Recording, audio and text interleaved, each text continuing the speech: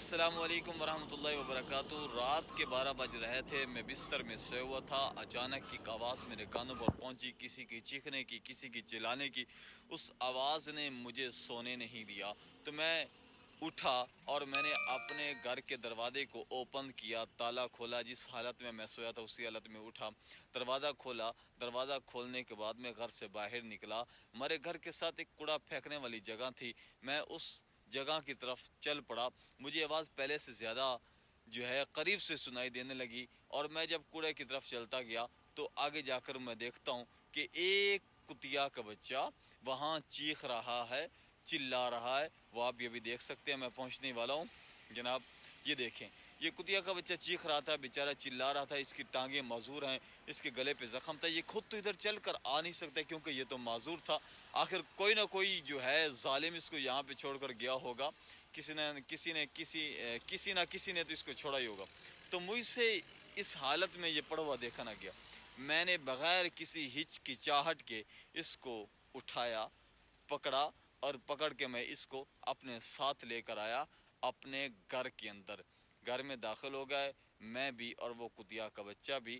گھر کے اندر آنے کے بعد جناب میں نے اس کو وہاں پہ رکھا اور مجھے چیک کیا کہ یہ واقعی نہیں چل سکتا۔ تو جب میں نے اس کو یہاں پہ رکھا اور اس کو چلانے کی کوشش کی تو یہ واقعی نہیں چل سکتا تھا۔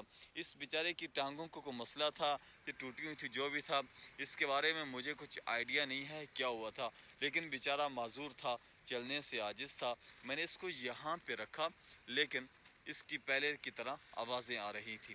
تو جب میں نے اس کو یہاں پہ رکھا، اس کے بعد پہلے میں گیا اس کے لیے، یہ دیکھیں اس کے زخم چیک کریں بیچارے کی حالت کیسی ہے۔ مجھے تو یوں لگ رہا تھا کہ یہ شاید رات ہی نکالے گا، یہ بچے گا نہیں۔ تو میں نے اس کے لیے پہلے کچھ کھانے وانے کے انتظام کیا۔ میں نے گھر سے ٹکڑے تلاش کرنا شروع کیے، مجھے کچھ خاص ٹکڑے نہیں ملے۔ میں نے ادھر ادھر سے کافی دیکھا، ٹکڑے نہ ملنے کے بعد میں پھر اپنے کمرے کے اندر داخل ہوا۔ کمرے میں گیا، وہاں پر کچھ دودھ پڑا ہوا تھا، اور وہ دودھ بھی کس کے تھا؟ میری بیٹی کا تھا، رات کے لیے اس کے لیے رکھا ہوا تھا۔ لیکن میں نے اس دودھ سے کچھ دودھ نکالا، برتن کو دھویا۔ برتن کو دھونے کے بعد میں وہاں سے جو اندر گیا کمرے میں، اور اس دودھ سے کچھ دودھ لیا اور دودھ لے کر اس گلر کے پاس آیا۔ ابھی میں نے برتن دھو کے اس کے پاس رکھا ہے، تو اب میں یہ دودھ بھی لے کر آ گیا ہوں۔ اس کے اندر میں نے اس کو دودھ ڈالا تاکہ یہ کچھ دودھ پیے، لیکن یہ دودھ بھی نہیں پی رہا تھا، کچھ سہما ہوا تھا، کچھ ڈرا ہوا تھا، کچھ اس بیچارے کی طبیعت خراب تھی، اس نے دودھ نہیں پیا۔ میں نے اس کا منہ بھی اٹھا کر آگے کیا، دودھ میں ڈالا تاکہ یہ دودھ پیے، لیکن اس نے دودھ نہیں پیا۔ تو مجھے لگ رہا تھا کہ شاید اس کی طبیعت خراب ہے، یہ اس لیے دودھ نہیں پینا چاہتا۔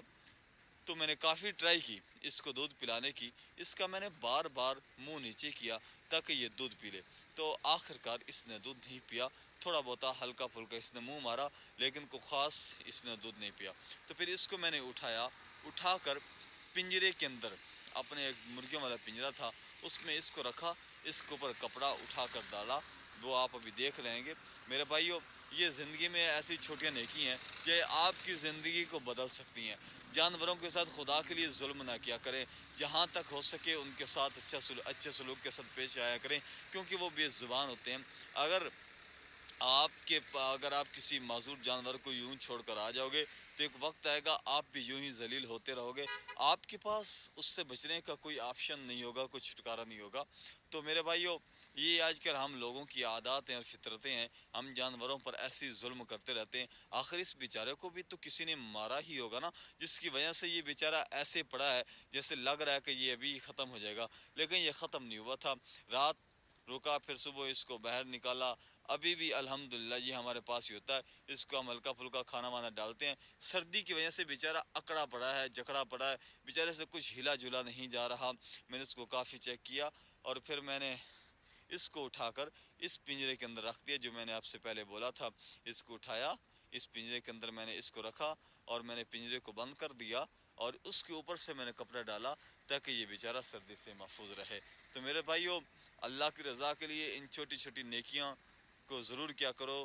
آپ کے ساتھ شیئر کرنے کا مقصد یہ ہے کہ تاکہ زندگی میں کبھی موقع ملے تو بجائے اس کے کہ کسی کو نقصان پہنچائیں، نفع دینا اور ان کا فائدہ سوچنا، اللہ تعالیٰ اس طرح کی نیکیوں سے بے حد اور بہت زیادہ خوش ہوتے ہیں۔ ایک کنجری جانور کو پانی پلانے سے، کتی کے بچے کو پانی پلانے سے جنت میں جا سکتے، تو آپ بھی جا سکتے ہیں۔ اوکے، اللہ حافظ، اپنا خیال رکھ